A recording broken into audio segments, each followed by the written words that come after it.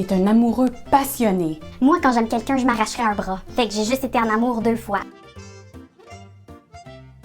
Quand ton cœur se verrouille sur une cible, t'es prêt à faire n'importe quoi pour t'approcher de l'objet de ton désir. Même des comportements intrusifs et rôdeurs.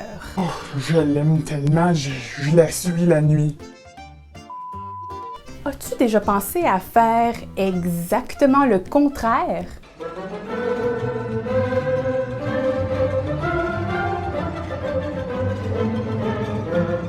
Bonjour, ici Claudia Lopez et bienvenue à C'est Classique, une capsule historique sur les grands compositeurs et leur vie amoureuse ridicule. Fait qu'il tombe en amour avec ses élèves. Frédéric a connu Maria quand elle avait 16 ans et il l'a demandé en mariage quand elle avait 17 ans. Mais regarde, j'ai une autre fille. Tu pourrais la marier elle à la place? Si tu fermes les lumières, tu verras pas la différence. L'extrait que vous venez d'entendre a été écrit par Hector Berlioz, un compositeur français de l'époque romantique. Il l'a écrit pour Harriet Smithson, une actrice irlandaise. Hector est un passionné de Shakespeare et la première fois qu'il voit Harriet, c'est au théâtre quand elle joue dans Hamlet. Hamlet? Pas omelette, Hamlet.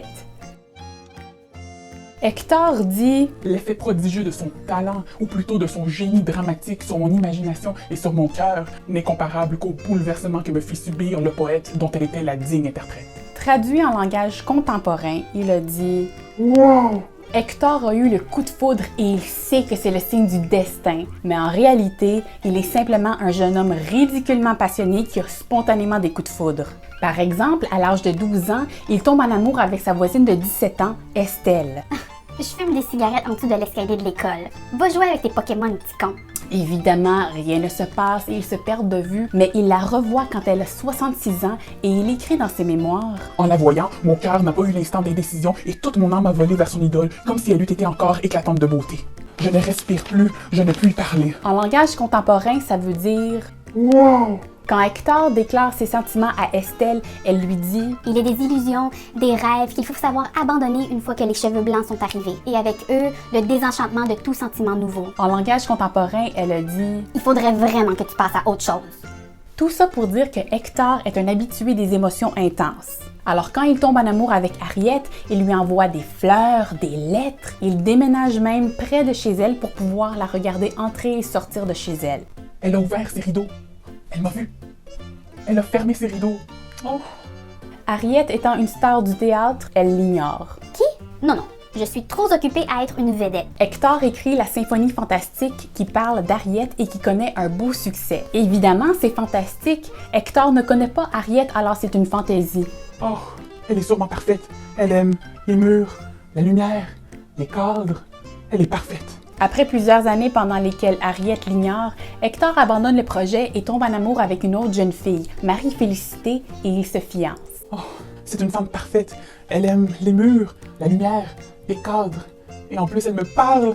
Wow! Mais pendant qu'il part à l'étranger pour des performances de la symphonie fantastique, Marie-Félicité annule les fiançailles pour se marier avec quelqu'un de beaucoup plus riche. L'amour, c'est bien, mais l'argent, c'est mieux.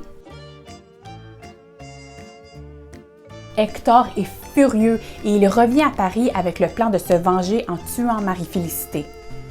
Fini le mur, fini les lumières, fini le cadre. Mais il passe quelques semaines à Nice, ce qui semble l'apaiser, et elle reste en vie. Salut, ça farte? Entre-temps, par hasard, Harriet se rend à une performance de la symphonie fantastique. Oh, il parle de moi tout le long.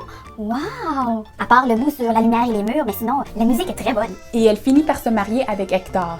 Yay! T'as gagné le cœur d'Harriet en la laissant tranquille et en agissant comme quelqu'un de normal. Bravo! En fait, plusieurs semblent dire qu'elle s'est mariée avec Hector parce que sa carrière n'allait pas bien et que lui, il connaissait un certain succès. Arrête de courir désespérément après ton intérêt romantique. Laisse-lui le temps et l'espace pour réaliser ses sentiments. Et ça fonctionne encore mieux si t'as beaucoup d'argent. C'est classique!